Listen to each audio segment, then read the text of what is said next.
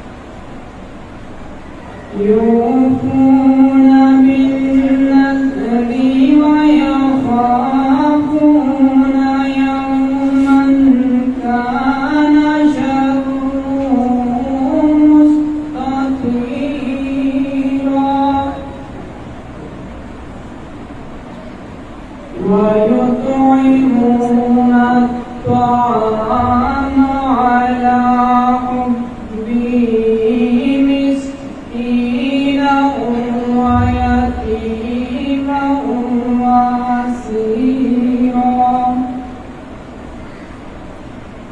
إنما نطعمكم لوجه الله لا نريد منكم جزاء ولا شكورا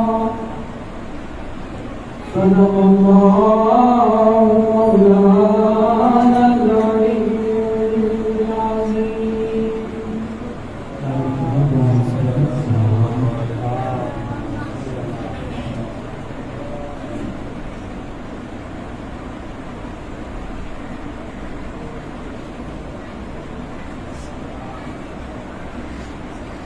نعرہ تکبیر، اللہ اکبر، نعرہ تکبیر، اللہ اکبر، نعرہ رسالت، یا رسول اللہ، نعرہ رسالت، یا رسول اللہ، نعرہ حیدری، یا علی، نعرہ حیدری، یا علی، آواز بلند صلوات. اللہم صلی علی محمد و علی محمد۔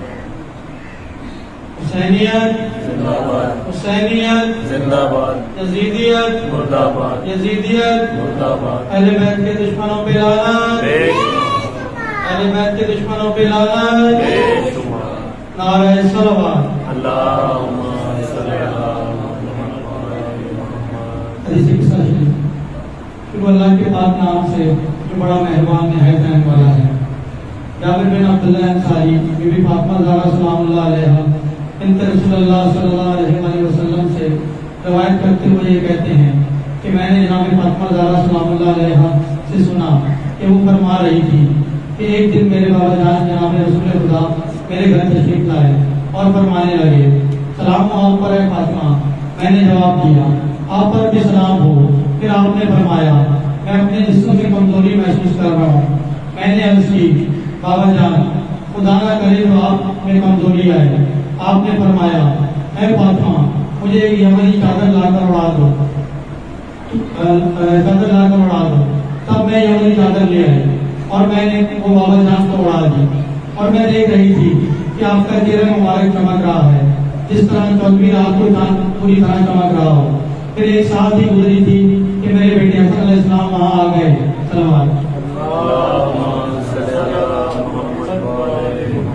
اور وہ بولے سلام ہو آپ پر اے والدہ محترمہ.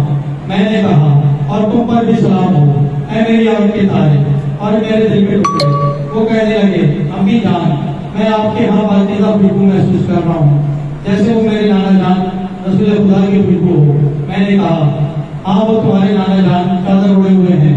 اس پر حسن علیہ السلام چادر کی طرف بڑھے اور کہا سلام ہو آپ پر اے نانا جان. اے خدا کے رسول کیا مجھے اجازت ہے کہ آپ کے پاس چادر میں آ جاؤں؟ آپ نے فرمایا اور تم پر بھی سلام ہو اے میرے بیٹے اور اے میرے حوض کے مالک میں تمہیں اجازت دیتا ہوں. اور حسن علیہ السلام آپ کے پاس چادر میں پہنچ گئے. پھر ایک ساتھ ہی گزری ہوگی کہ میرے بیٹے حسن علیہ السلام بھی وہاں آ گئے. سلوات. اور کہنے لگے سلام ہو آپ پر اے والدہ محترمہ. تب میں نے کہا کہ تم پر بھی سلام ہو اے میرے بیٹے اے میری آنکھ کے تارے اور اے میرے لبتے جگر. اس پر وہ مجھ سے کہنے لگے امی جان میں آپ کے ہاں پاکیزہ خوشبو محسوس کر رہا ہوں جیسے میرے نانا جان رسول خدا کی خوشبو ہو. میں نے کہا ہاں تمہارے نانا جان اور بھائی جان اس چادر میں ہیں. اور حسین علیہ السلام چادر کے نزدیک آئے اور بولے سلام آپ پر اے نانا جان. سلام آپ پر اے نبی خدا. اے نبی خدا کے جسے خدا نے منتخب کیا کیا مجھے اجازت ہے کہ آپ دونوں کے ساتھ چادر میں داخل ہو جاؤں؟ آپ نے فرمایا اور تم پر بھی سلام ہو اے میرے بیٹے اور اے میری امت کی شفاعت کرنے والے میں تمہیں اجازت دیتا ہوں. تب حسین علیہ السلام ان دونوں کے پاس چادر میں چلے گئے. اس کے بعد ابو الحسن علی ابن ابی طالب بھی وہاں آ گئے. سلوات. اور بولے سلام آپ پر اے دختر اے رسول خدا کی دختر. میں نے کہا آپ پر بھی سلام ہو اے ابو الحسن اے مومنوں کے امی. وہ کہنے لگے اے فاطمہ میں آپ کے ہاں پاکیزہ خوشبو محسوس کر رہا ہوں جیسے میرے برادر اور میرے چچا زاد رسول خدا کی خوشبو ہو. میں نے جواب دیا ہاں وہ آپ کے دونوں بیٹوں سمیت چادر کے اندر ہیں. پھر نبی علیہ السلام چادر کے قریب ہوئے اور کہا سلام ہو آپ پر اے خدا کے رسول. میں نے کہا کیا مجھے اجازت سلام ہو آپ پر اے خدا کے رسول کیا مجھے اجازت ہے کہ میں بھی آپ دونوں کے پاس چادر میں آ جاؤں؟ آپ نے کہا اور تم پر بھی سلام ہو اے میرے بھائی میرے قائم مقام میرے جانشین اور میرے علم بردار. میں نے تمہیں اجازت دی. پس نبی علیہ السلام چادر میں پہنچ گئے اور پھر میں چادر کے نزدیک آئی اور میں نے کہا سلام آپ پر اے بابا جان اے خدا کے رسول کیا آپ اجازت دیتے ہیں کہ میں آپ کے پاس چادر میں آ جاؤں؟ آپ نے فرمایا اور تم پر بھی سلام ہو میری بیٹی اور میری پالے جگر میں نے تمہیں اجازت دی. تب میں چادر میں داخل ہو گئی. جب ہم سب چادر میں بیٹھے ہو گئے تو میرے والد گرامی رسول اللہ صلی اللہ علیہ وسلم نے چادر کے دونوں کنارے پکڑے اور دائیں ہاتھ سے آسمان کی طرف اشارہ کر کے فرمایا اے خدا یقیناً یہ میرے اہل بیت ہیں میرے خاص لوگ ہیں میرے حامی ہیں. ان کا گوشت میرا گوشت اور ان کا خون میرا خون. جو انہیں ستائے وہ مجھے ستاتا ہے اور جو انہیں رنجیدہ کرے وہ مجھے رنجیدہ کرتا ہے. جو ان سے لڑے میں بھی ان سے لڑوں گا. جو ان سے صلح رکھے میں ان سے صلح رکھوں گا.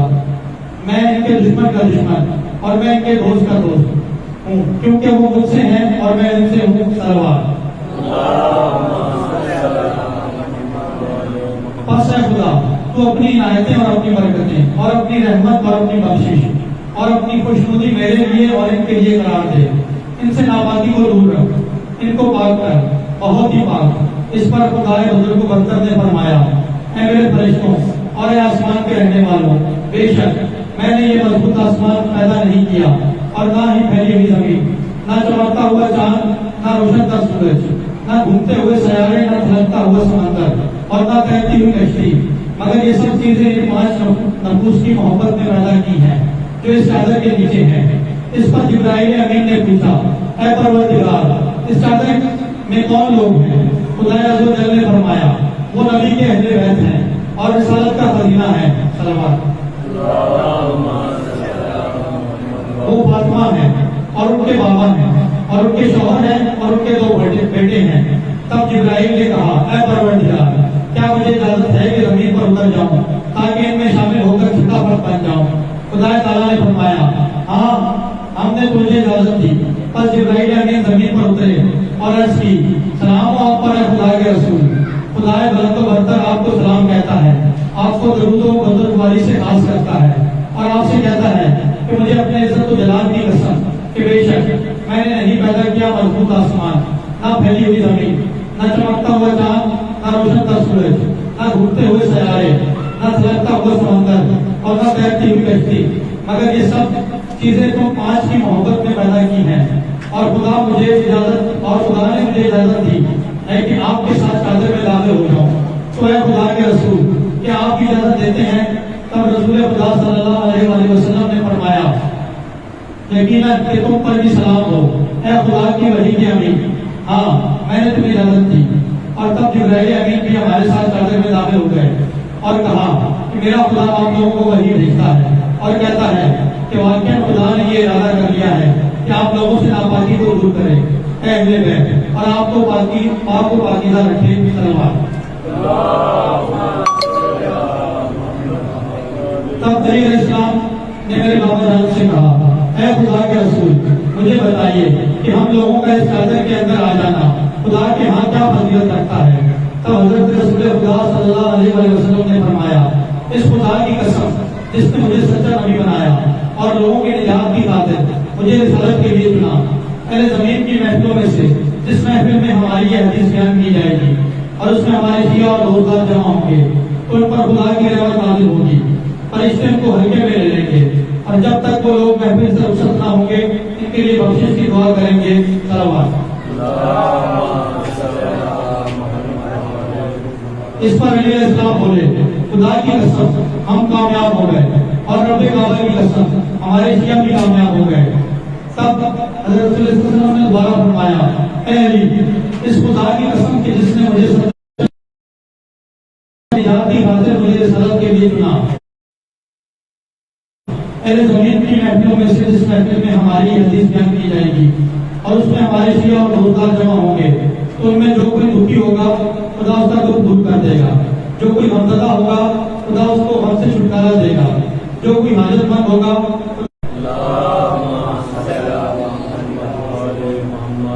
نعرہ تکبیر، نعرہ رسالت، نعرہ حیدری، نعرہ حیدری۔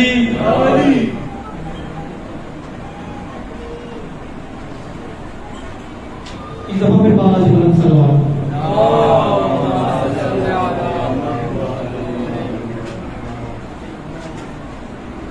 اللہ تعالیٰ سے دعا کرتا ہوں اسی کے ساتھ کی تلاوت کی گئی اس کے دوپہر تمام جو حاضرین موجود ہیں اور بالخصوص میرے والد سید آبا حسین نقوی اور جملہ مؤمنین اور میرے مام سید علی سید کی میرے ماما سید کی نقوی، میرے مام سید ساجد علی گرامی اور اس کے علاوہ ہمارے اسلام کے تمام لوگ کے جملہ مؤمنین اور نام کو بھی شامل کرتے ہوئے سورہ فاتحہ کے مناسب بسم اللہ الحمدللہ رب العالمین الرحمن الرحیم مالک یوم الدین ایاک نعبد و ایاک نستعین اهدنا الصراط المستقیم صراط الذین انعمت علیہم غیر المغضوب علیہم ولا الضالین۔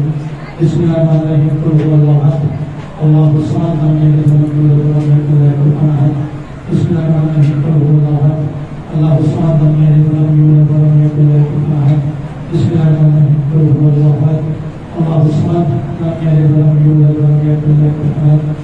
اے آپ کا خدا کی طرف سے ٹھکرا گیا ایسا ہونے والے بہت سے اللہ وسلم کی نصیب بشیر سے نبی اور جملہ لوگ جن کو نے نام لیا اس کیفے میں حاضر تمام لوگ شوکا ہیں جو اللہ بیٹھے تمام کے باوجود کو ایسا ثواب فرمائے، ان کی قبروں کو نظر فرمائے، جو کہانی کبھی سے میرے کو معاف فرمائے، جو اس محفل میں اپنے دلوں میں جو حالات لے کر آئے ہیں ان کی سارے حالات کو پورا فرمائے۔ اس مثال کے صدقے میں تمام مومنین کی شرعی حالات کو پھیلائے، جو زیارت کے مترجم ان کو زیارت سے مشرف فرمائے، جو بھی اولاد انہوں نے اپنے اولاد سے مالا مال فرمائے، یہ سب کے صدقے میں بھی سکینہ کے صدقے میں اولاد صالح عطا فرمائے، جو بیٹیوں کے مترجم ہیں انہیں بیٹیاں عطا فرمائے، جو دنیا کے مترجم ہیں اولاد عطا فرمائے، جو مطروب ہیں مالک ان کے قصد کو سرگوش فرمائے، جو پریشان حال ہیں روزگار کے سلسلے میں آج کل حالات بہت خراب ہیں، ہر کوئی پریشان ہے، تمہارے تو روزی نظام ہے، سب نے روزی کا وعدہ کیا ہے، سب کی روزی میں برکت عطا فرما، روزی میں وسعت عطا فرما، جو مقروض ہیں ان کے قصد کے واسطے پر دوش فرما، جو پریشان بھارے ان کی پریشانیاں دور کرو، دلوں میں جو حالات لے کر آئے ہیں، جو اپنے دلوں میں ہیں، جو نئی زبان سے کرتے صرف تیرے آگے جو ہے بیان کرتے ہیں، ان کو دلوں کے حال کو بہتر جانتا ہے، تمام کے دلوں کی حاجات کو تمام کو مستجاب کرنا، ہمارے وقت کے امام کا ظہور جلد فرما، ہمیں امام کے والوں انصار میں شمار فرما، جب تک ہم اس دنیا میں رہیں محمد والے محمد کے نقش قدم پر چلیں اور آخرت میں بھی ان کی شفاعت نصیب ہو۔ ربنا تقبل انک انت السمیع العلیم برحمتک یا ارحم الراحمین۔ آمین صلوات۔ میں آپ سب سے گزارش کروں گا کہ اس بات کا خیال رکھتے رہتے آگے آ جائیں تاکہ بعد میں آنے والے موقع کو یہاں آگے بالکل قریب آ جائیں، اس طرف ممبر سے اس طرف آ جائیں، اس طرف آ جائیں، قریب آ جائیں، جگہ نہ دیں تو بعد میں آنے والوں کو تکلیف نہ ہوئے گا۔ سلوات کا سہارا لیتے رہتے ساتھ میں آگے آ جائیں، پیچھے میں جتنے بھی موقع ہیں سب آ جائیں، اس طرف آ جائیں، ممبر کے قریب آ جائیں، آگے آ جائیں، یہ سامنے ساری جگہ خالی پڑی ہے تاکہ بعد میں جو آیا تو تکلیف نہ ہوگا، آسانی سے پیچھے بیٹھ جائے۔ ایک دفعہ پھر بابا جب آگے آ جائیں، بے شک آگے آ جائیں، ایک دفعہ پھر بابا جب ان سلوات حاصل کیجیے گا۔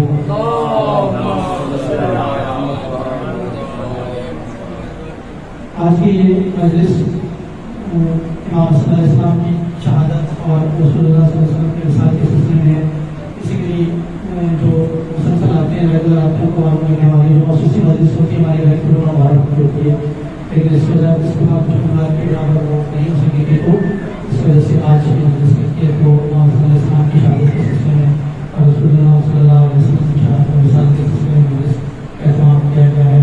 تمام مومنین کا شکر گزار کا تشریف ہے تو جو ہے وہ مولانا صاحب رستے میں تھوڑی دیر ایسے لوگ پہنچتے ہیں تو کچھ پورا شاید میں آپ کو بتا دوں۔ ابھی کچھ دن پہلے ہم نے دبئی امام حسین علیہ السلام کا چلو تو اس سلسلے میں گفتگو شاہ اور پھر اس کے بعد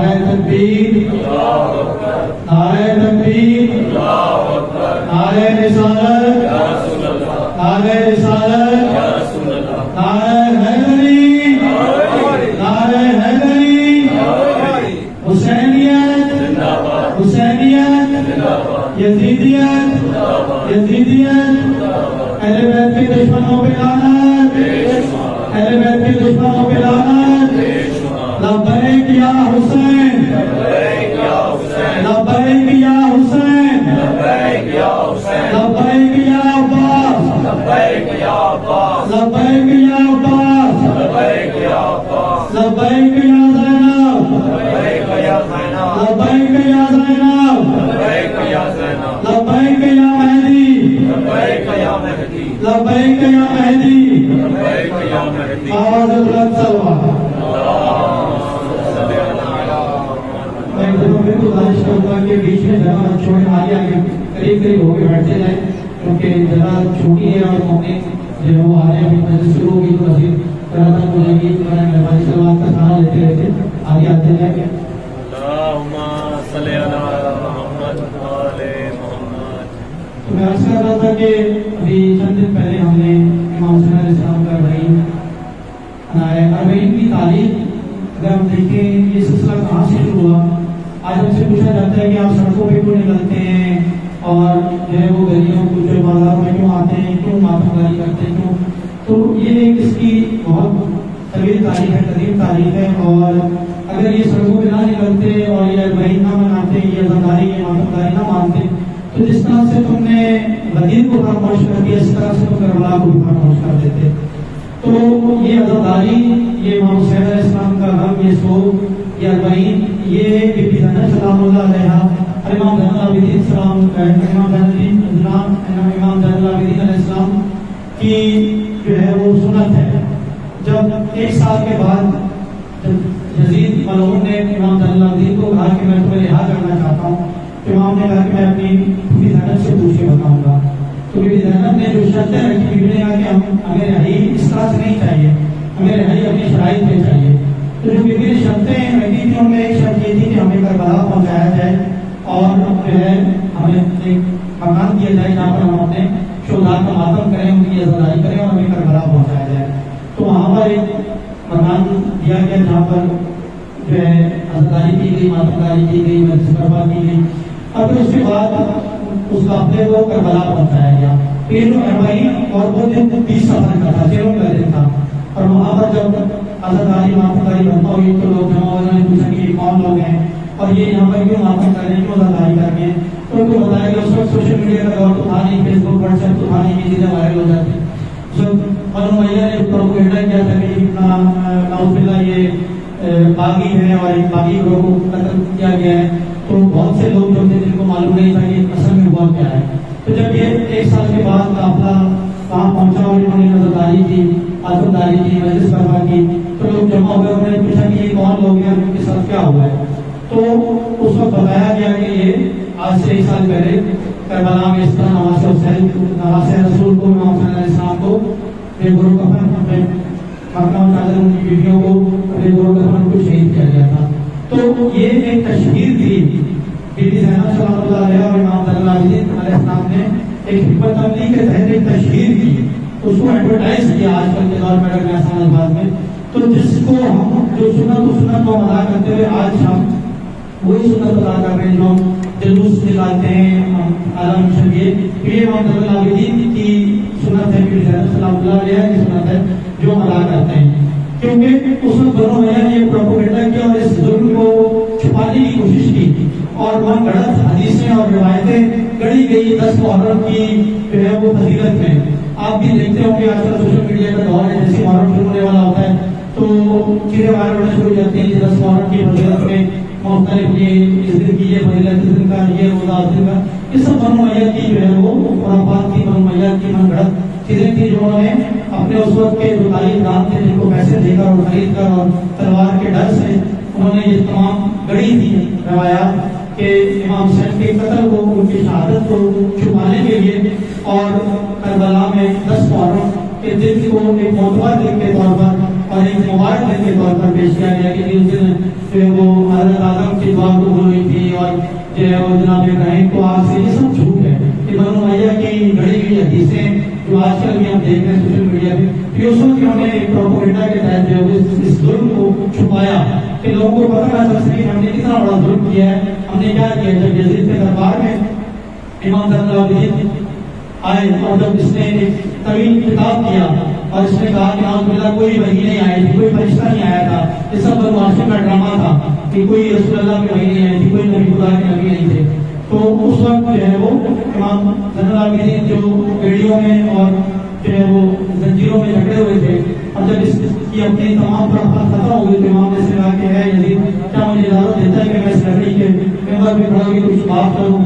تو اس نے اجازت نہ دینا چاہیے، لیکن وہاں بیٹھے ہوئے لوگ تھے، انہوں نے کہا کہ اے یزید کیوں ڈرتا ہے اس بیمار سے، لاچار سے، کیا کیا ہوا تو ایسے؟ اور اسے اجازت دے.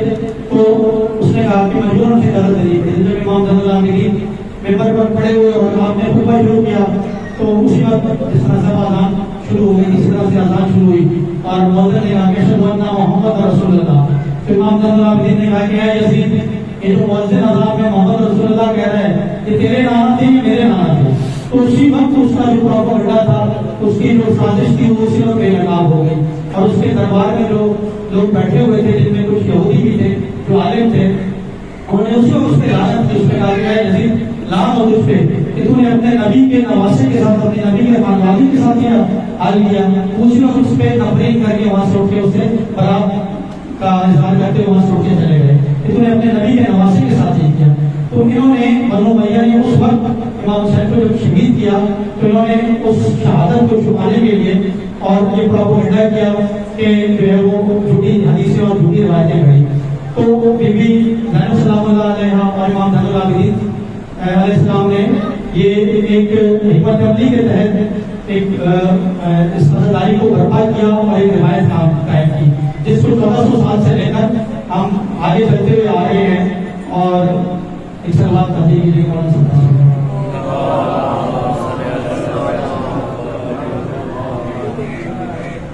بابا جی بن سلمان.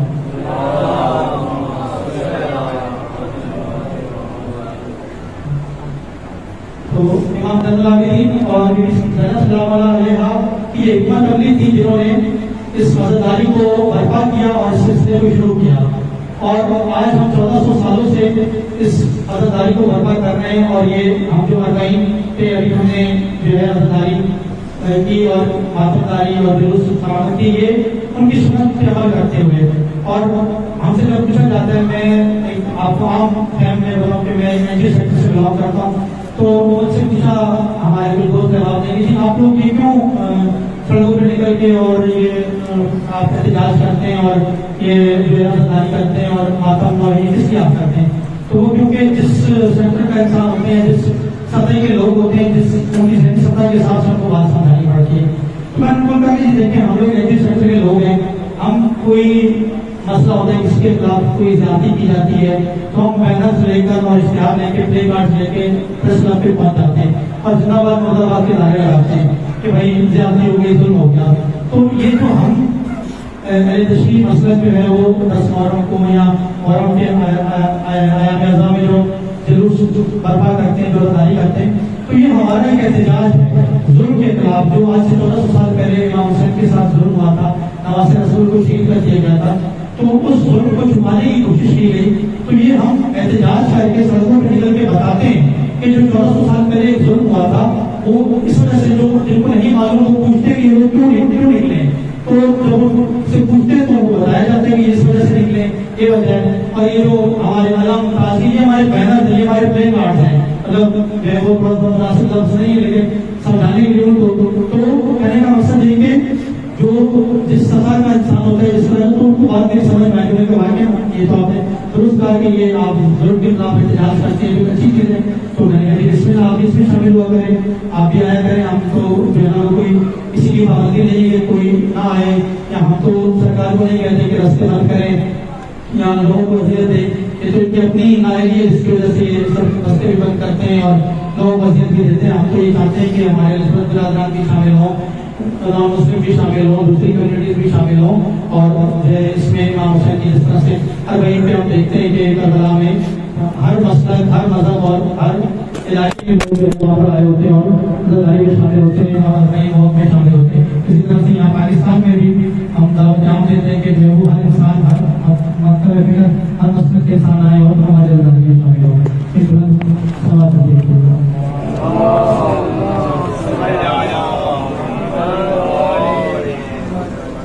ہمارے بڑے سوال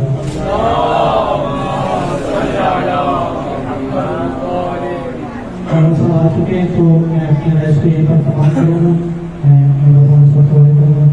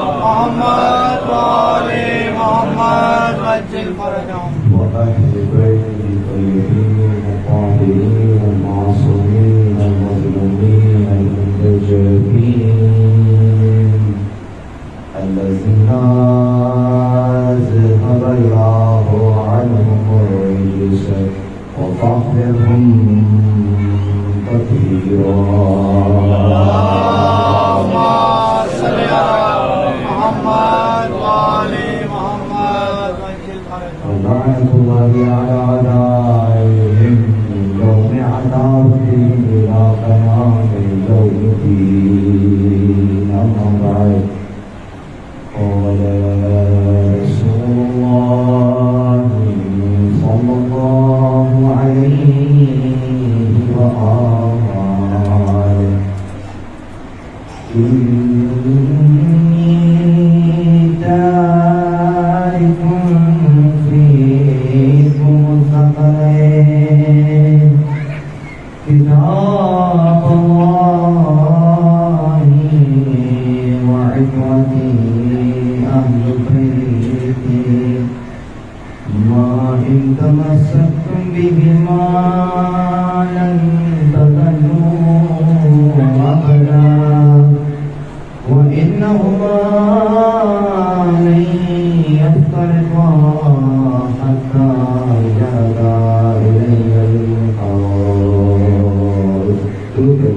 اللهم صل على محمد وآل محمد. الحمد لله الذي جعل لنا من المتمسكين بالقرآن الكريم وبرواية أمير المؤمنين وأئمة المعصومين عليهم السلام. محمد اللهم صل على محمد وآل محمد وعجل فرجهم.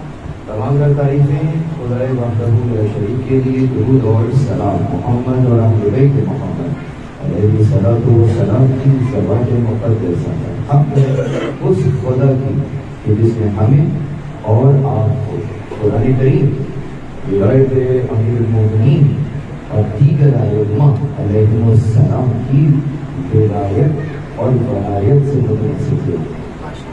پروردگار عالم کا لطف ہے، پروردگار عالم کا احسان ہے، پروردگار عالم کی توفیق ہے کہ اس نے ہمیں اور آپ کو آج یہ موقع عنایت فرمایا ہے کہ ہم اور آپ کہیں اور نہیں بلکہ فرش اعلیٰ پر موجود ہیں.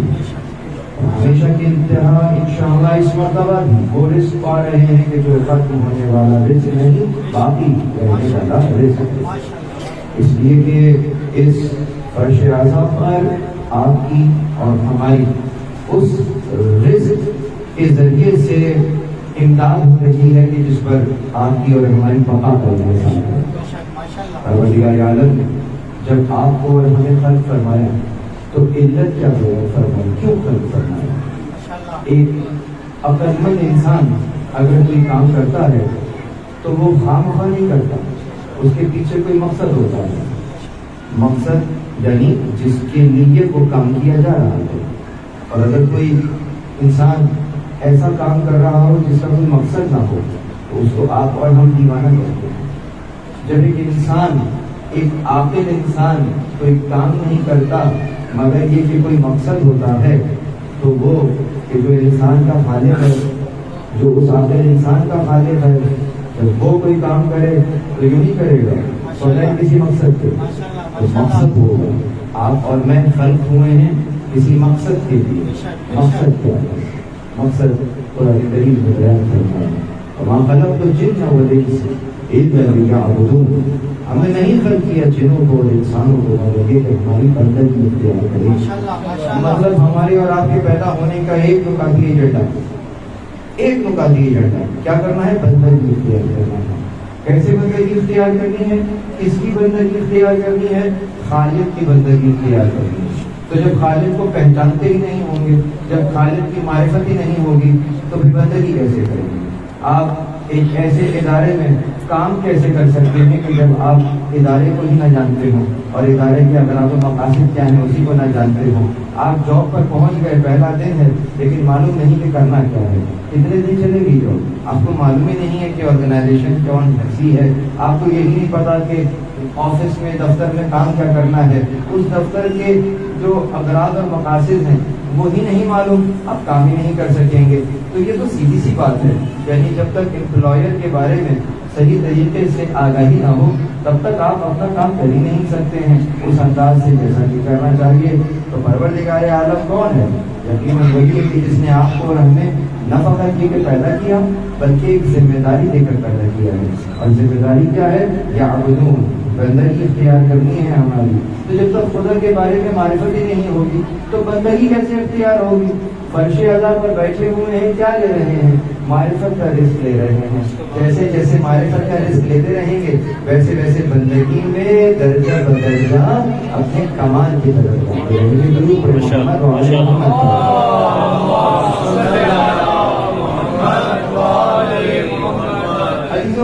اب تو طے ہو گیا کہ بندگی کے لیے پیدا کیا گیا. یہاں پر میں ایک اور اشارہ کرتا چلوں, خدا معلوم بندگی سے ذہن میں کیا آ رہا ہو. عموماً مترجمین نے جو ٹرانسلیٹرز تھے قرآن کریم میں, ابھی بھی ترجمہ بہت سی جگہوں پہ لکھا ہے کہ ہم نے نہیں خلق کیا جنوں اور انسانوں کو مگر یہ کہ وہ ہماری عبادت کے لیے پیدا کیا. ٹھیک ہے, چلیے مان لیتے ہیں عبادت کے لیے پیدا کیا ہے, لیکن یہ تو بتائیے عبادت کیسے کرتے ہیں. تو ذہن میں آیا, جیسے کہ آپ کے بھی ذہن میں آ رہا ہوں, میں نے جیسی کہا عبادت کیسے کرتے ہیں. پہلے آیا نماز پڑھتے ہیں, نماز پڑھ کے عبادت ہوتی ہے. اور کیسے عبادت ہوتی ہے, روزہ رکھ کے عبادت ہوتی ہے. اور کیسے عبادت ہوتی ہے, حج سے عبادت ہوتی ہے. اور کیا ہوتا ہے, زکات بھی دیتی ہے, قوم بھی دیتی ہے, جہاد بھی کرتے ہیں. اور کیا کرتے ہیں, امر بالمعروف کرتے ہیں. اور کیا کرتے ہیں, تمنا کرتے ہیں. اور کیا کرتے ہیں, تبرع کرتے ہیں. یہ ساری کی ساری چیزیں ہم لے کے مانتے جا رہے ہیں. ٹھیک ہے, ذرا اب کیلکولیٹر کھولیے اور کیلکولیٹ کیجیے کتنی رکعت نماز پڑھتے ہیں. 17 رکعت. 17 رکعت نماز اگر 1 منٹ میں 1 رکعت ہو جاتی ہے تو 17 منٹ میں 17 رکعت ہو جاتی ہے. یہی کہا تھا نا عبادت کے لیے پیدا کیا ہے, تو 17 منٹ میں تو کبھی عبادت آتی ہے آج کے دن. ٹھیک ہے, 24 گھنٹے میں سے 17 منٹ نکالتے ہیں. اب کتنے میں سے پیدا کس کے لیے کیا تھا, عبادت کے لیے کیا نا. تو 17 منٹ کا معبود تو سمجھ میں آ گیا. 17 منٹ کے علاوہ کا معبود کون ہے. 24 گھنٹے میں سے فقط 17 ہی منٹ تو دیے اسے, باقی کے گھنٹوں میں معبود کون ہے. اب تک پریشان ہونے لگا نہیں, وہ روزے بھی رکھتے ہیں. تو روزے تو سال میں 1 مہینہ رکھتے ہیں, باقی کے 11 مہینے میں معبود کون ہے. آپ کے لیے حج بھی کرتے ہیں, تو حج تو 5 دن کرتے ہیں. تو یہ 5 دن یہ جوڑیے, 1 مہینہ رمضان کا جوڑیے, 17 منٹ کی نمازیں جوڑیے, کیلکولیٹر پہ جوڑتے رہیے. بہت بھی تیر مارا تو 2 مہینے سے اوپر بات نہیں جائے گی, 2 مہینے کے نیچے. یہ بھی تو آپ سال کے 12 مہینوں میں سے بہت زور لگا کے 2 مہینے بتا سکے کہ 2 مہینے کا معبود تو وہ ہے. یہ 10 مہینے کا معبود کون ہے. وہ جو کہہ رہا ہے میں پیدا ہی تمہیں اسی لیے کیا ہے کہ تم ہماری یعبدون کرو. آپ نے جو یعبدون گنوایا ہے وہ بہت زور لگا کے 2 مہینے کا بتایا ہے. 10 مہینے میں بندگی کس کی کر رہے ہو. اب پھر مجھے کہنے دیجیے, اس کا مطلب یہ ہے کہ جب کبھی ہم بندگی کی بات کریں تو بندگی کو تم کسی مکان یا زمان میں قید نہ کرنا. بندگی کا مطلب ہوتا ہے 24/7 بندگی. بندگی کا مطلب یہ ہوتا ہے کہ اس کا بندہ بننا. اس کا بندہ بننا بننے کے لیے کیا کرنا ہوتا ہے, اس کے قانون پر عمل کرنا ہوتا ہے. اب اگر کوئی صاحب رزق حلال کمانے کے لیے گھر سے باہر نکل رہے ہیں, کس لیے, تاکہ خانوادے کو حلال لقمہ کھلا سکوں, کیا کر رہے ہیں, بندگی کر رہے ہیں. کیا کر رہے, بندگی کر رہے ہیں. اور ایک جملہ میرا چونکہ وقت اتنا نہیں ہے, میں زیادہ نہ جائے, اگر خاتون خانہ گھر میں امور خانہ داری انجام دے رہی ہیں اس لیے کہ ایک خانوادہ جڑا رہے, بچوں کی پرورش کر رہی ہیں, تربیت کر رہی ہیں, بہت توجہ رہے, ایک تمثیل پیش کرنا چاہتا ہوں. اور اس عالم میں ان خاتون خانہ کے ہاتھ میں ایک تصویر ہے جو کہ برتن میں چل رہی ہے. ان کے ہاتھ میں تصویر ہے جو برتن میں چل رہی ہے. ان کے شوہر نامدار اللہ کا قانون زمین پر نافذ کرنے کے لیے میدان جنگ میں اترے ہوئے ہیں, اور ان کے ہاتھ میں شمشیر ہے جو درمیان میں, جو کہ وہاں میدان میں چل رہی ہے. تو یاد رکھیے گا, جس ہاتھ میں شمشیر چل رہی ہو اور جس ہاتھ میں تصویر چل رہی ہو, اگر تو وہ خدا کے لیے چل رہی ہے تو خدا کی نگاہ میں دونوں ہاتھ برابر ہیں. ماشاءاللہ, دونوں ہاتھ برابر ہیں. اس لیے کہ یہ بھی چاہتی ہیں کہ مستحکم معاشرہ تشکیل پائے, وہ بھی چاہتے ہیں کہ ایک مستحکم معاشرہ تشکیل پائے. اس کا مطلب ان دونوں کا اپنا اپنا وظیفہ انداز, اپنا اپنا وظیفہ ادا کرتے ہوئے جو انداز انہوں نے اپنایا ہے, ان کا سانس لینا بھی عبادت کا. ان کا چلنا پھرنا بھی عبادت قرار پائے گا.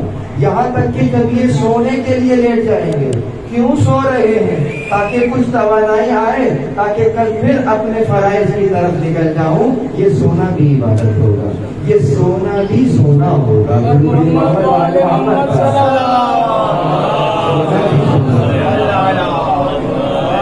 آپ اور میں بھی سوتے ہیں, سونے والا ایک اور بھی سویا تھا, جس کا سونا بھی ایسا سونا تھا پروردگار نے فوراً سے خرید لیا. خریدنے کے بعد مرضی الہی اس کو کھینچ لی. عزیزوں, میں نے بہت ہی مشہور اور معروف حدیث اپنے آج کی اس مجلس کا آغاز کیا. پروردگار عالم کے بھیجے ہوئے اس نمائندے نے کیا کہا؟ انی تارک فیکم الجمال, میں تمہارے درمیان چھوڑے جا رہا ہوں. انی, میں, تارک فیکم, میں تمہارے درمیان چھوڑے جا رہا ہوں. یہ ساتھ لے کر آئے تھے, ساتھ لے کر نہیں آئے تھے نا, یہی موجود تھا. تو چھوڑنے کا کیا مطلب ہے؟ چھوڑنے کا مطلب یہ ہے کہ ہم تو کب سے ساتھ تھے, میں جا رہا ہوں, یہ یہی ہے. اس کو کہتے ہیں چھوڑنا. کہ میں, ہم تو ساتھ تھے, ہم تو اس وقت تھے جب آدم بھی نہ تھے. كنت نبيا وآدم بين الماء والطين, میں اس وقت نبی تھا جب آدم مٹی اور پانی کے درمیان میں تھے. تو گویا ہم تو اس وقت بھی ساتھ تھے. اب جا رہا ہوں, انہیں چھوڑ کر جا رہا ہوں. کیوں؟ عاقل شخص کا کوئی کام بغیر علت نہیں ہوتا, مقصد ہوتا ہے. کیوں چھوڑ رہا ہوں؟ تمہارے درمیان چھوڑ رہا ہوں. مائیں تمسکتم بہما, جب تک تم. اچھا, یہ تم کون ہے؟ یہ تم کون ہے؟ کیا رسول اللہ کافروں سے بات کر رہے ہیں؟ کیا کافروں کے درمیان چھوڑ کر جا رہے ہیں؟ ان کے درمیان چھوڑ کر جا رہے ہیں, انہیں کے درمیان چھوڑ کر جا رہے ہیں جو انہیں رسول اللہ کہتے ہیں. جب رسول اللہ انہیں کہہ رہے ہیں میں, تو میں کون ہوں؟ میں رسول اللہ ہوں. جو رسول اللہ وہ رسول اللہ مانے, کون ہے وہ؟ مسلمان ہے. ان مسلمانوں کے درمیان چھوڑ کے جا رہے ہیں. ان تاریخوں میں چھوڑ رہا ہوں تمہارے درمیان. کنہیں؟ حقلین کو چھوڑ رہا ہوں. اور کیوں چھوڑ رہا ہوں؟ کہا ماں ان تمسکتم بہما. اب وہ ہیں کون سے حقلین؟ کہا ایک اللہ کی کتاب ہے اور ایک میرے اہل بیت ہے. ماں ان تمسکتم بہما, جب تک تم ان سے تمسک رکھو گے لن تضلوا ابدا, کبھی بھی نہیں بھٹکو گے. اب سمجھ میں آیا کیوں رکھ رہے ہیں؟ یعنی کہ تمہارے بھٹکنے کا امکان موجود ہے. چونکہ تمہارے بھٹکنے کا امکان موجود ہے, تمہیں درمیان میں بھیجے ہوئے نمائندے کا کام دیکھیے.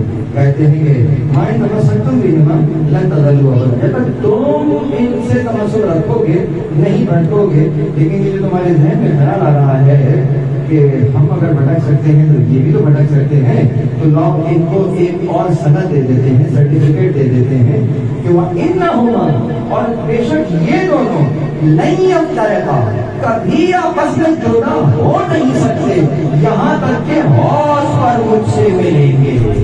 گویا رسول اللہ نے ان کے بھٹکنے کا امکان تو ظاہر کیا ہے, لیکن قرآن اور اہل بیت کے جدا ہونے کا کوئی امکان ہی نہیں رکھا ہے.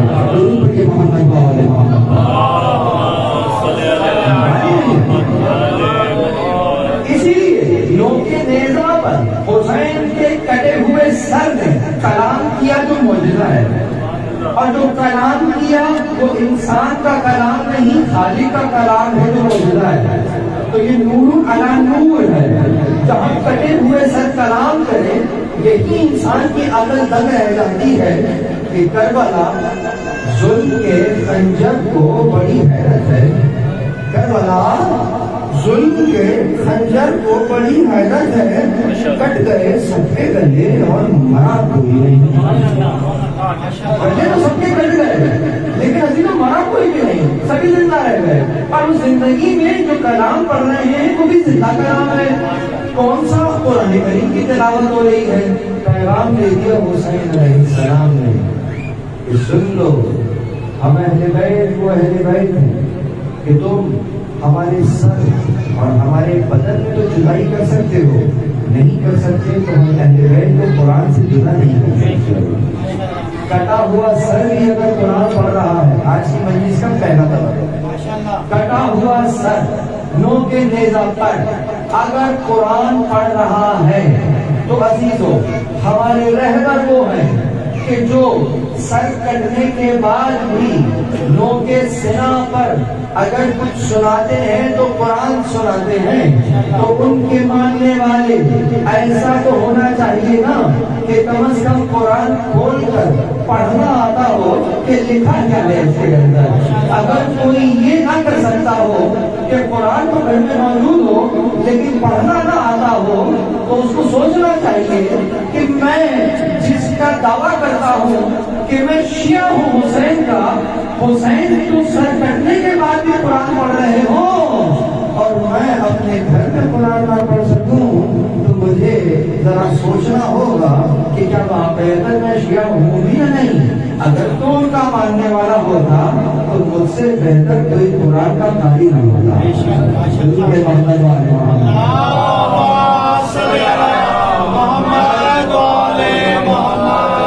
یہاں جو حدیث میں لفظ استعمال ہوا وہ ہوا کہ جناب ایک تو اطرت، ایک تو قرآن ہے اور دوسری اطرت ہے۔ چاہے سنن ابن ماجہ ہو یا صحیح مسلم ہو یا ترمذی ہو یا تاریخ کی کتابوں میں چلے جائیے، چاہے ابو جعفر طبری کی طبری ہو، تاریخ طبری ہو، اگرچہ آپ مفسر بھی ہیں، مفسر تفسیر قرآن بھی آپ نے کی ہے، برادران اہل سنت میں بہت بڑا نام ہے انہوں نے۔ اور ان کے ساتھ ساتھ اگر مجھے یاد آ رہا ہے تقریباً کوئی 20 سال پہلے قاہرہ میں دارالتقریب بین المذاہب الاسلامیہ ادارہ ہے، اس نے ایک مجلہ شائع کیا تھا جس کا عنوان ہی حدیث ثقلین ہے، اور حدیث ثقلین وہاں انہی الفاظ میں لکھی تھی جو میں نے بیان کیا، لیکن چند کتب کے اندر ایک طرق سے یہ حدیث یوں آئی کہ میں چھوڑے جا رہا ہوں تمہارے درمیان اللہ کی کتاب اور اپنی سنت، ٹھیک ہے، جو کہ غلط نہیں ہے، غلط نہیں ہے، میں تمہارے درمیان چھوڑ رہا ہوں کیا؟ اللہ کی کتاب اور اپنی سنت۔ اگر چیز بس ایک طرق سے آئی ہے، طرق مطلب ایک انداز سے آئی ہے، باقی ہر جگہ پر وہی ہے، میں رہیں گے، لیکن غلط یہ بھی نہیں ہے، بس فرق صرف اتنا ہے کہ اپنے سیاق و سباق کے ساتھ میں کوشش کر رہا ہوں کہ آسان انداز استعمال کروں۔ سیاق و سباق کا مطلب ہوتا ہے ریفرنس ٹو کانٹیکسٹ، کہ جس تناظر میں بات ہو رہی ہے، جس انداز سے بات ہو رہی ہے نا، اسی انداز میں اگر سمجھا جائے گا تو بات سمجھ میں آ جائے گی۔ کیا چھوڑ رہا ہوں؟ سنت چھوڑ رہا ہوں، کتاب چھوڑ رہا ہوں، کس میں چھوڑ رہا ہوں؟ تم میں چھوڑ رہا ہوں، ٹھیک ہے۔ سوال، رسول اللہ نے کتاب چھوڑی، رسول اللہ نے سنت چھوڑی، کس شکل میں چھوڑی؟ شکل کیا ہے؟ کتاب آپ کے ہاتھ میں موجود ہے، یہ کتاب ہے، اور سنت کہاں ہے؟ کہا سنت جو ہے رسول اللہ نے اپنے جو کمپینینز تھے، جو صحابہ کرام تھے، ان کی رسول اللہ نے بہترین تربیت فرمائی اور اپنے طریقے کو خود میں چھوڑ دیا۔ ٹھیک ہو گئی بات؟ صحیح ہے۔ صحابہ کرام تو رسول اللہ جیسے ہو گئے ہوں گے۔ یہ مکالمہ ہے باقاعدہ، 20 سال پہلے ایک صاحب سے کیا تھا، اب انتقال ہو گیا تھا، ڈاکٹر ملک غلام مرتضیٰ کی بات ہے، اگر آپ جانتے ہوں یوٹیوب پہ ان کے لیکچر ہوئے، تو انہوں نے کہا کہ نہیں ہوئے، رسول اللہ جیسے نہیں ہوئے۔ کیوں نہیں ہوئے؟ وہ معصوم تھے، میرے معصوم تھے، بڑی بات، بہت لاجیکل بات ہے، ہم جیسے تو نہیں ہوئے۔ اچھا چلے ٹھیک ہے، پھر کیا ہوا؟ کہا اس کے بعد زمانہ تو نہیں رکے گا، زمانہ تو آگے جائے گا، تو پھر کیسے سنت کیسے رہے گی آگے آنے والوں کے لیے؟ ثقلین کس شکل میں رہے گی؟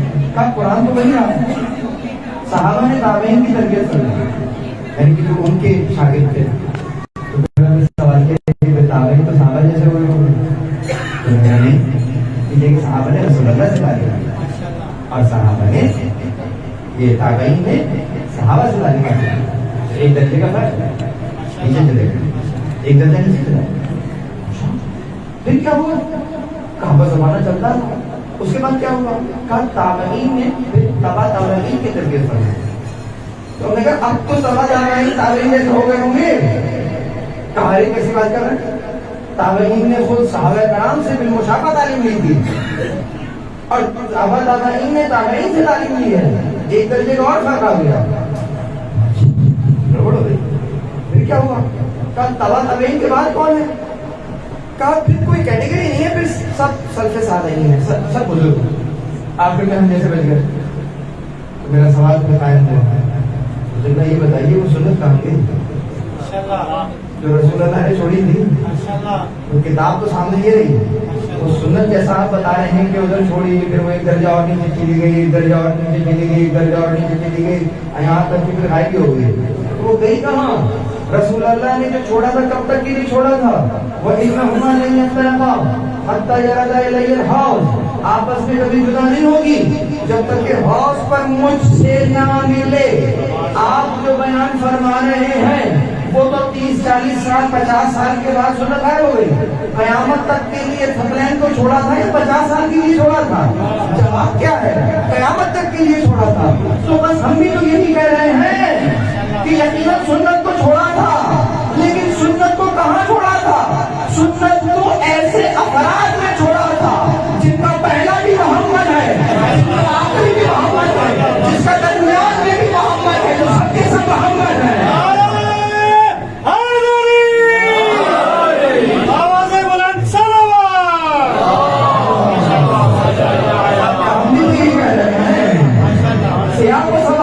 اب اگر فطرت کا ہو تو بھی ٹھیک ہے، سنت کا ہو تو بھی ٹھیک ہے۔ ضرور پڑھیے محمد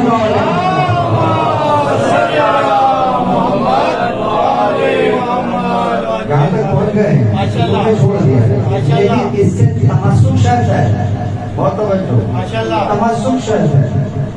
ایک صاحب نے ایک تقریر کی اور کہا کہ یقیناً سب کا مقام اپنی جگہ ہے، فضیلتیں ہیں، ہر ایک کی فضیلت ہے، اور اہل بیت کی بھی فضیلت ہے، اور دیگر کی بھی فضیلت ہے، سب اپنے بافضیلت ہیں، لیکن رسول اللہ نے ایک مقام کے اوپر دیگران کو ستارے کے مانند کہا اور اہل بیت کو کشتی کے مانند کہا۔ کشتی جب رات میں سفر کرتی ہے تو ستاروں کو دیکھ دیکھ کر سفر کرتی ہے، تو گویا چونکہ کشتی سفر کرنے کے لیے ستاروں کی محتاج ہوتی ہے اور اپنا راستہ طے کرنے کے لیے ستاروں سے ہدایت لیتی ہے، ستارے کشتی سے ہدایت نہیں لیتے، کشتی ستاروں سے ہدایت دیتی ہے، تو اس اعتبار سے ستارے زیادہ بافضیلت ہو گئے اور کشتی کم بافضیلت ہو گئی۔ سمجھ میں آ گئی بات؟ کیا استدلال ہے؟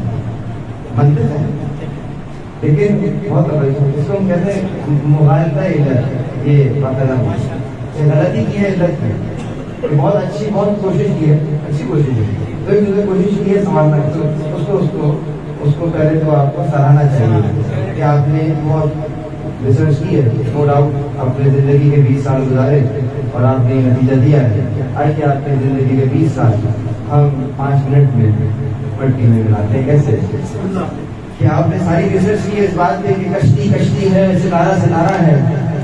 اگر تو اہل بیت کوئی عام کشتی ہوتے تو آپ کا استدلال نہیں تھا، لیکن اہل بیت کوئی عام کشتی نہیں ہے۔ مثل اہل بیت کمثل سفینۃ النوح، میرے اہل بیت کی مثال سفینے کی ہے، لیکن سفینہ کون سا سفینہ ہے؟ وہ سفینہ نہیں جو تم بناتے ہو، سفینہ وہ ہے جو معصوم نبی بنا رہا ہے، اور معصوم نبی سفینہ بنا رہا ہے، وہ اپنی مرضی سے نہیں بنا رہا، پروردگار بنوا رہا ہے اور کہہ رہا ہے بناؤ بھی میری آنکھوں کے سامنے۔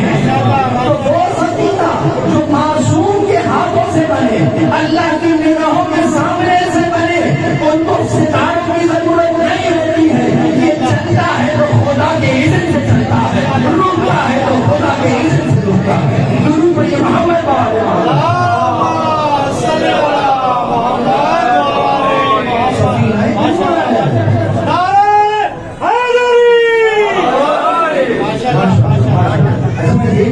بہت سے لوگ باہر کھڑے ہوئے، اگر آپ کو تھوڑا تھوڑا سامنے آگے کی طرف آ جائیں گے تو پیچھے جگہ ہو جائے گی، ضرور پڑھتے ہوئے ذرا آگے تشریف لے آئیے۔ بنا فصل کے پڑھنے والے فاصلے لے کر نہیں بیٹھتے، ضرور پڑھیے محمد وآل محمد پر۔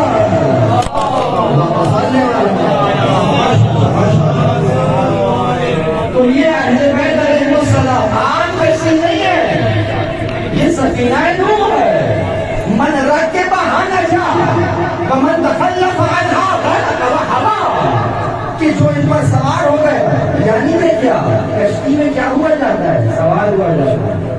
یہ نہ کہیں کہ یہ کشتی بھی اچھی، وہ کشتی بھی اچھی، دو کشتیوں کا سوار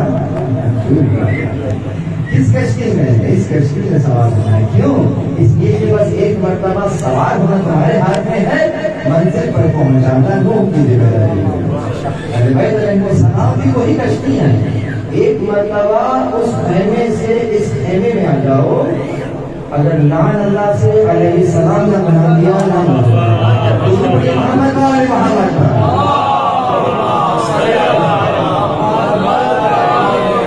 یہ چند قدم چلنا ہے، یہ ہاتھ پر ادھر نہیں لائیں گے. ہم یہاں پر ہم نے اپنا تعارف کرا دیا، ہم نے اپنا پیغام پہنچا دیا، سب کو دیا.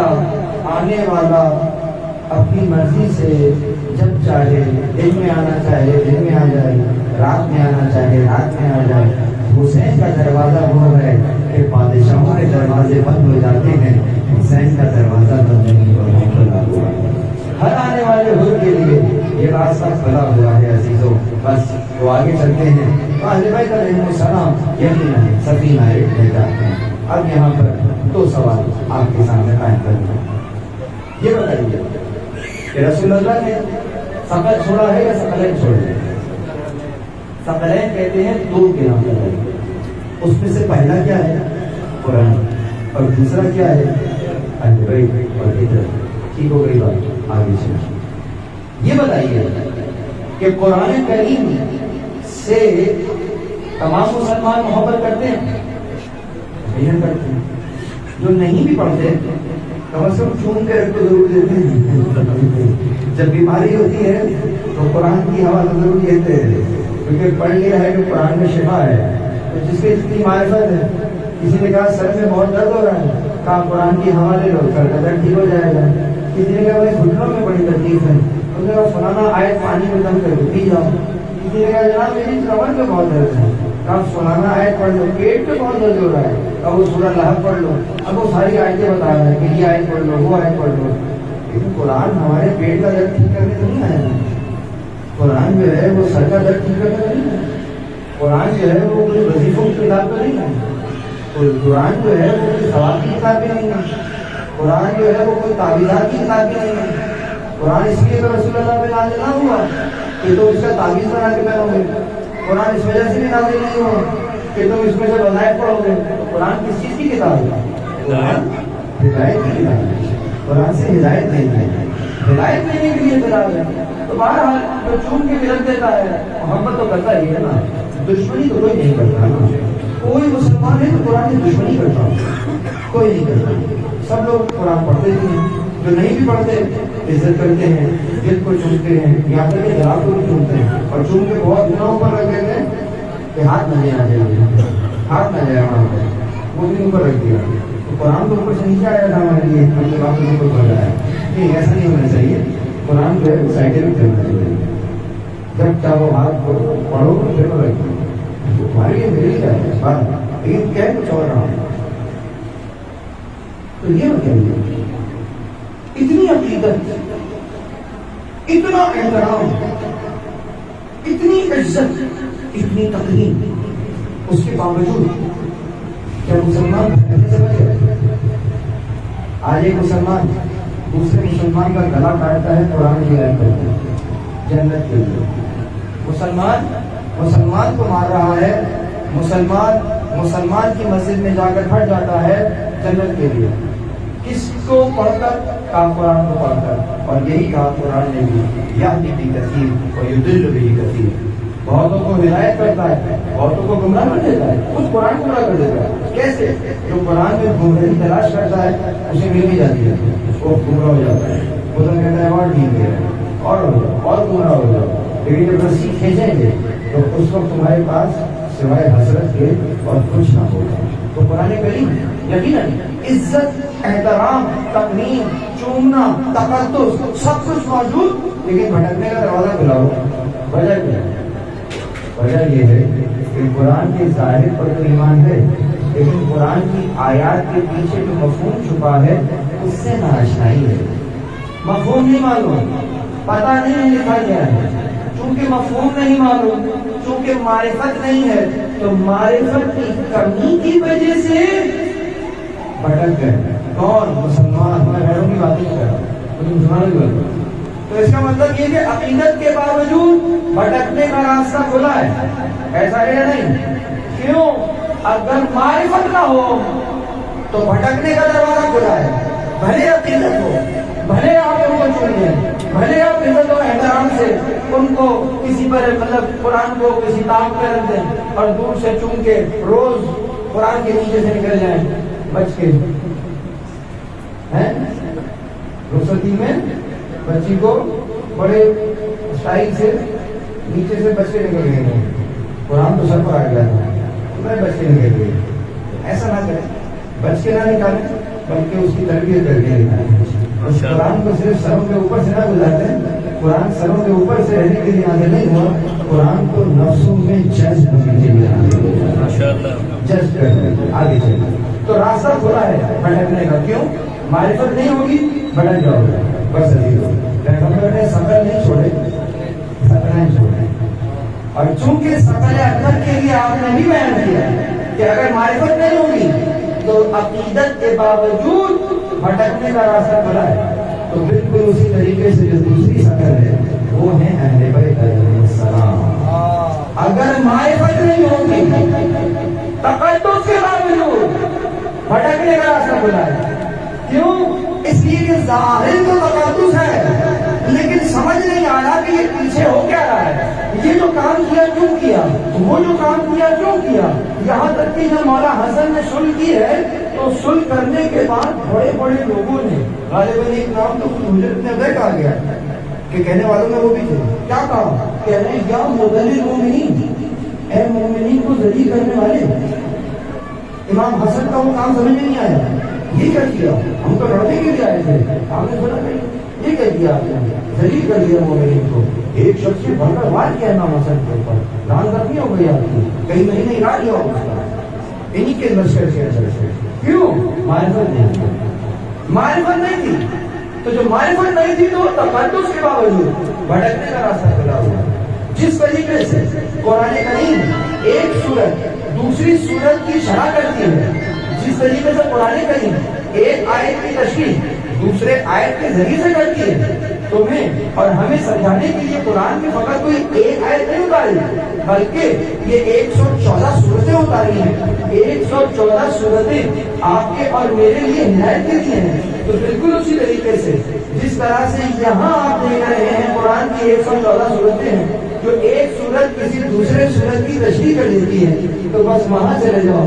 محمد اور آل محمد کی بھی یہ 14 سورتیں ہیں.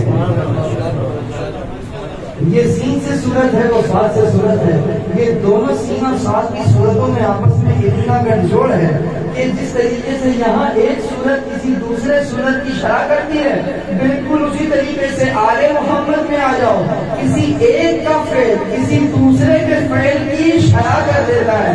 کہ وہ جو ہمارے جج تھے انہوں نے تلوار بھیجی تھی، ہم یہاں صلح کر رہے ہیں. تم یہ نہ کہنا کہ جناب وہ صلح پسند ہے اور وہ جنگ پسند ہے. امام نہ صلح پسند ہوتا ہے نہ جنگ پسند ہوتا ہے، بلکہ امام کو دین پسند ہوتا ہے. دیکھا ہے دین کیسے بچ رہا ہے، تلوار نکال کر بچتا ہے. تلوار سے دفاع کریں گے، تلوار کو نیام میں رکھ کر دین بچتا ہے. تلوار کو نیام میں یہ معاملہ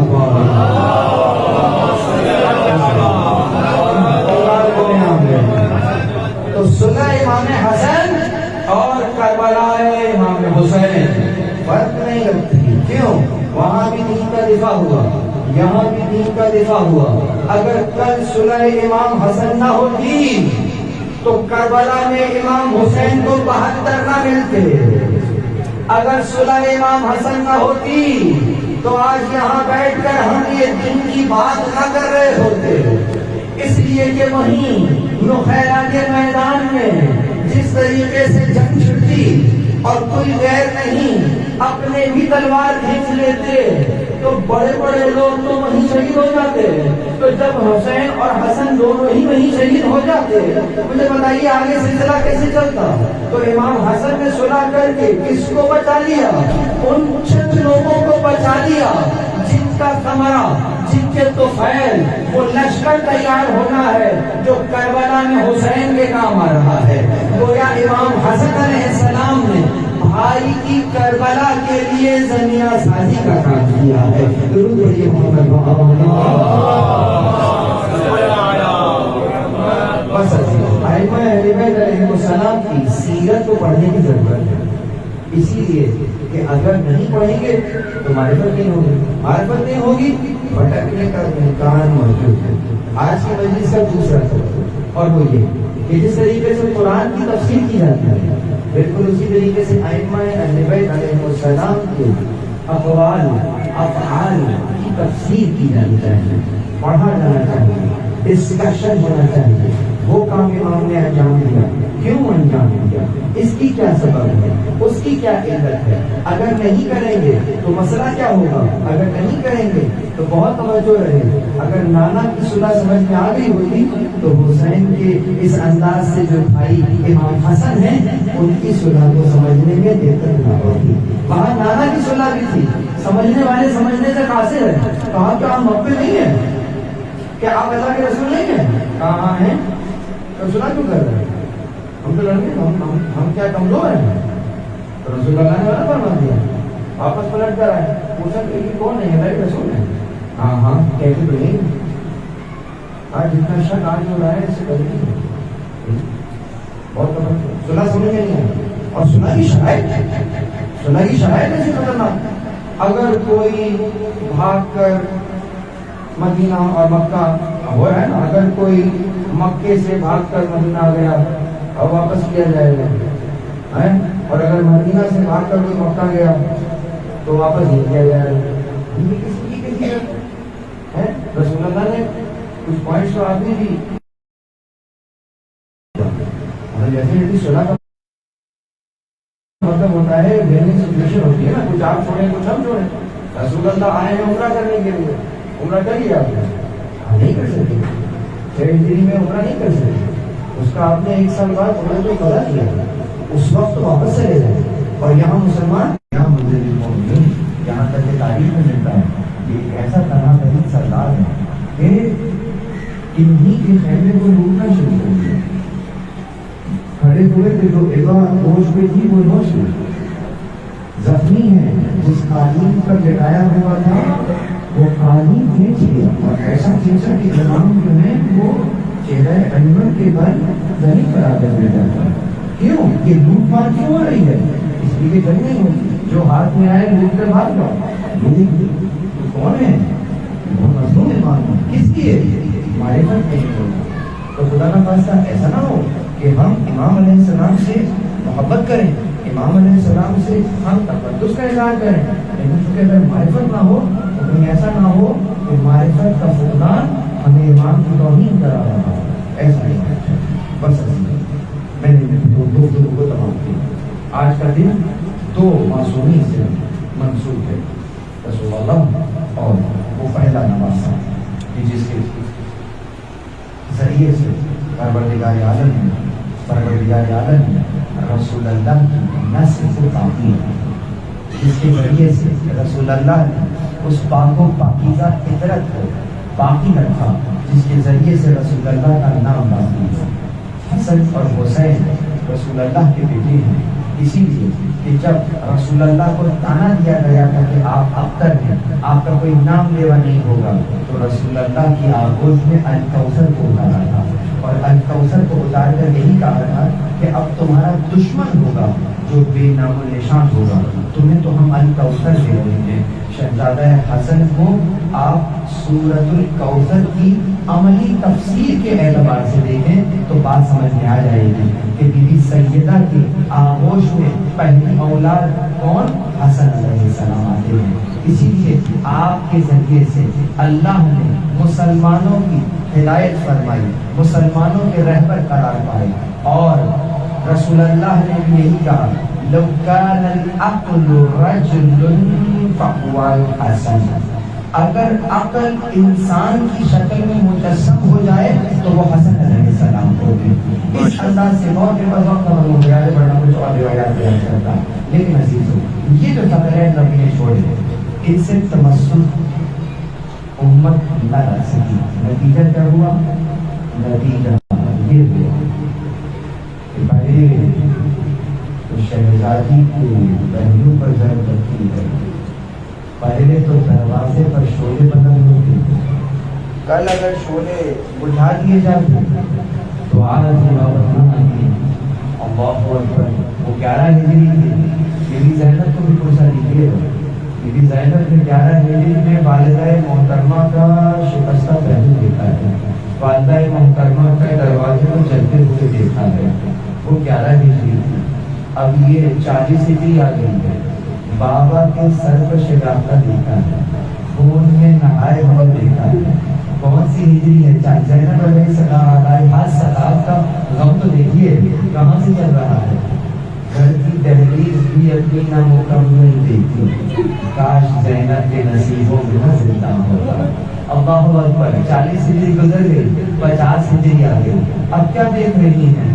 اب یہ دیکھ رہی ہیں حسین علیہ السلام کو جتنا چاہتی ہیں نا اتنا ہی حسن علیہ السلام کو بھی چاہتی ہیں.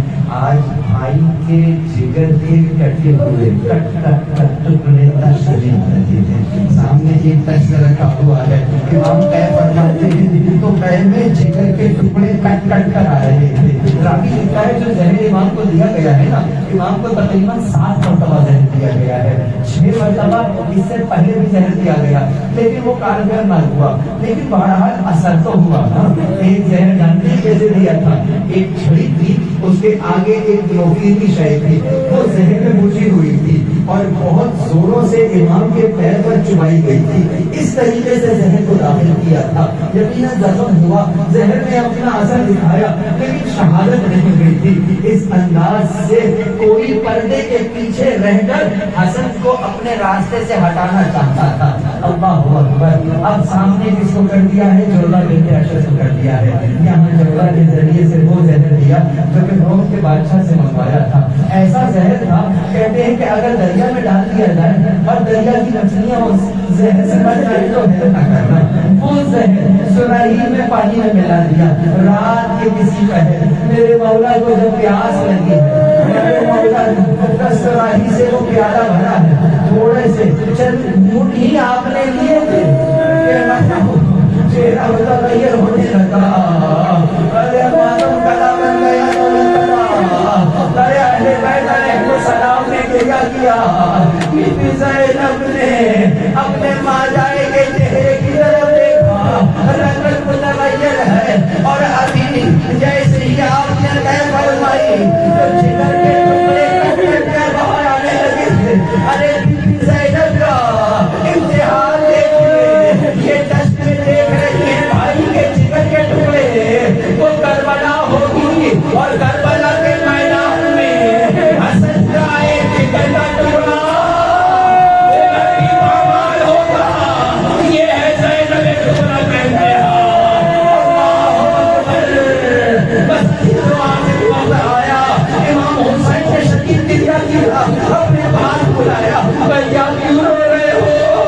کہا بھیا آپ کی مصیبت میں رو رہا ہوں. حسن اپنے بھائی کے آنسو پوچھنے جاتے تھے، کہتے جاتے تھے لا یوما یا ابا عبداللہ، آپ کے دل جیسا کسی کا دل نہیں ہوگا اے ابا عبداللہ. ارے میرا سر آپ کی گود میں ہے، میں دنیا سے جا رہا، لیکن جب آپ دنیا سے جائیں گے آپ کا سر کس لیا بوجھ پر ہوگا. شکر کا خنجر ہوگا، شکر 40 کالا سر ہے، آپ کے سینے پر شکر بیٹھا ہوا ہوگا. ہاتھ سے داڑھی کو پکڑا، 13 ضربوں سے انا للہ آخری جملہ سنیے گا. یہ جو دشت میں بھائی کے کٹے ہوئے جگر کے ٹکڑے دیکھے ہیں نا، میں بی بی زینب سے کہوں گا یہ دشت یاد رکھ لیجیے. ابھی ایک امتحان اور آج کشتی میں ایک بھائی کے جگر کے ٹکڑے دیکھے اب یہ شام کا بازار یہ یزید ملعون کا دربار یزید ملعون سامنے کرسی پر بیٹھا ہے اور نیچے دست رکھا ہے دست میں کچھ اور نہیں بھیا حسین کا کٹا ہوا سر رکھا ہے یہ ملعون چھڑی سے ارے سر کو مار رہا یہ دشت سے دشت کا سفر ہے جو بی بی زینب میں کہوں گا مسلمانوں تم کتابوں میں تاریخ میں تلاش کرو زینب کی تاریخ دشت سے دشت کے درمیان میں ہے اللہ اکبر آخری دنیا سنیے کیا شہادت ہو گئی مجھے بتاؤ اب آپ لوگ لیے نا اب میں آپ سے سوال کروں مجھے جواب دو تاکہ میں بھی گزر کے اس پر سے عذاب تو آنسو بہا لوں مجھے بتاؤ جب کوئی جنازہ گھر سے باہر نکلتا ہے پلٹ کر واپس گھر آتا ہے یہ حسن کا جنازہ ہے یہ حسن کا جنازہ ہے جو گھر سے مدینہ پلٹ کر واپس گھر آیا زینب تیر نکالنی جاتی تھی اماں نے سکینہ پیس کر مارا عزیزو آخری جملہ سنیے بی بی زینب سلام اللہ علیہ سے ہاتھ پار گیا بی بی بہت بڑا امتحان ہے دشت کا سفر بھی نہیں دیکھی نا بس ایک فرق اور ہے آج بھائی کے جنازے پر تیر دیکھ رہی ہے گلے چلی آئی کیا ہوگا یہاں جنازے پر تیر دیکھتے وہاں تیروں پر جنازہ السلام علیکم یا ابا عبداللہ للہ وإنا إليه راجعون وسيعلم الذين ظلموا أين منقلب ينقلبون پروردگار جو لوگ سنتی ہیں نہیں معلوم ہو جائے گا اس جگہ لوٹائے جائیں گے پروردگار تجھے واسطہ محمد علیہ الصلوۃ والسلام کا فرش عذاب ہے جو وہی تشریف فرما ہے گناہ کبیرہ و صغیرہ کو معاف فرما پروردگار تجھے واسطہ محمد علیہ الصلوۃ والسلام کا تیرا حسین نبی مرحوم ابن سید بشیر حسین نبی مرحوم ابن سید ولایت حسین نبی مرحوم سید ضمیر حسین نبی سید غلام عباس سید حبیب نبی سید نبی نبی سید ساجد علی گیلانی سید شفا علی سید شفا علی سیدہ تسلیم فاطمہ سیدہ فیض مرحوم سیدہ تسلیم زہرا سید یوسف گیلانی مرحوم ابن سید گر عباس گیلانی تصور عباس گیلانی پروردگار اور فرش عذاب غیر مومنین مومنات کے گزشتگان کو مرحوم و مغفور فرما پروردگار شہداء درجات عالی ہیں عالی فرما پروردگار تیرے واسطہ محمد علیہ السلام کا ہمارے امام زمان بالکل ویسا نہیں ہے جیسے ہم چاہتے ہیں پروردگار ہمیں ایسا بنا دے جیسا امام زمان علیہ السلام چاہتے ہیں پروردگار امام زمان علیہ السلام کے دل کو ان کے ظہور کے ذریعے سے شاد و خوشنود فرما ان کے عوام اور انصار قرار دے الہی آمین انک انت السمیع العلیم ایک مرتبہ سورہ حق پڑھ کر تمام مرحوم مومنین و مومنات جو نام اس ورثے میں درج ہیں میں نے یہاں پر ادا کیے ان کو شامل کرتے ہوئے شہداء کو شامل کرتے ہوئے علماء ربانیین کو شامل کرتے ہوئے جو ازدائے فانی سے رجل کر چکے رحم اللہ مغفر فاطمہ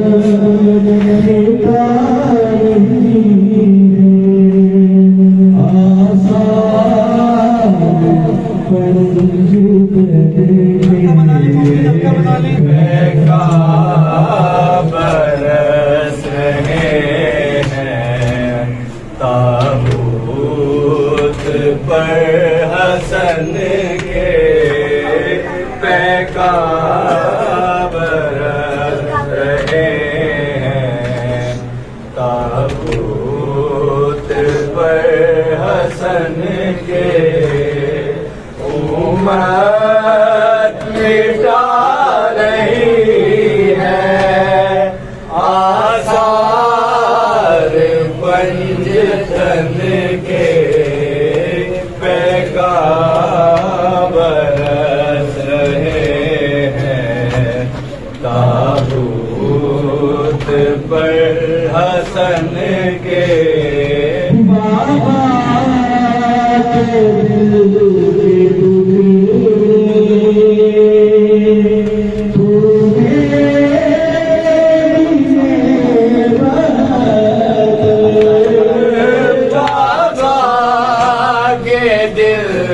ٹکڑے تو نے گینے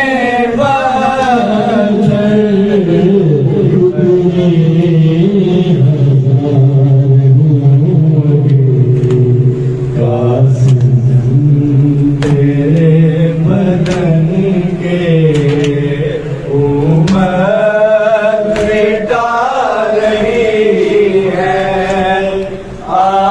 آثار پنجتن کے پیکا برس رہے ہیں تابوت حسین یا حسین یا حسین یا حسین یا حسین یا حسین یا حسین یا حسین یا حسین یا حسین یا حسین یا حسین یا حسین یا حسین حسن کا ہے قربوں میں لایا ہے تابوت حسن کا ہے قربوں میں لایا ہے تابوت حسن کا ہے قربوں میں لایا ہے تابوت حسن کا ہے قربوں میں لایا ہے تابوت حسن کا ہے قربوں میں لایا ہے تابوت حسن کا ہے قربوں میں لایا ہے تابوت حسن کا ہے قربوں میں لایا ہے دل فاطمہ زہرا کا دل فاطمہ زہرا کا کس کس نے دکھایا ہے تابوت حسن کا ہے قربوں میں لایا ہے یا حسین حسین یا حسین یا حسین حسین یا حسین حسین تیرے لہو کی خوشبو حسین تیرے لہو کی خوشبو فلک کے دامن سے آ رہی ہے حسین تیرے لہو کی خوشبو حسین تیرے لہو کی خوشبو فلک کے دامن سے آ رہی ہے فلک کے دامن سے آ رہی ہے حسین تیرے لہو کی خوشبو حسین تیرے لہو کی خوشبو فلک کے دامن سے آ رہی ہے فلک کے دامن سے آ رہی ہے خون ناحق چھپے گا کیوں کر یہ خون ناحق چھپے گا کیوں کر جسے یہ دنیا چھپا رہی ہے حسین تیرے لہو کی خوشبو حسین تیرے لہو کی خوشبو فلک کے دامن سے آ رہی ہے فلک کے دامن سے آ رہی ہے जिंदगी वक्त है शब्बीर के मातम के लिए, मैंने औलाद को पाला है मुहर्रम के लिए, मैंने औलाद को पाला है मुहर्रम के लिए। ख्वाब ताबीर में ढल जाए वो किरदार बने, मेरा बच्चा मेरे मौला का आज़ादार बने, मेरा बच्चा मेरे मौला। मैं जवां होता रहा, माँ दुआ करती रही, माँ दुआ करती रही, मैं जवां होता रहा। मेरा बच्चा मेरे मौला का